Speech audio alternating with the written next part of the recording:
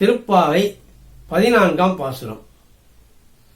உங்கள் புழக்கடை தோட்டத்து வாவியுள் செங்கழுநீர் வாய் நெகிழ்ந்தாம்பல் வாய் கூம்பினகான் செங்கற்பொடிகூரை வெண்பல் தவத்தவர் தங்கள் திருக்கோவில் சங்கிடுவான் போதந்தார் எங்களை முன்னம் எழுப்புவான் வாய்பேசும் நங்காய் எழுந்திராய் நானாதாய் நாவுடையாய் சங்கொடு சக்கரம் ஏந்தும் தலக்கையன் பங்கைய கண்ணானை பாடேலோர் எம்பாவாய்.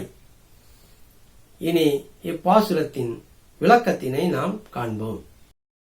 உங்கள் வீட்டு பின்புற குளத்தில் செந்தாமரை மலர்கள் மலர்ந்து விட்டன.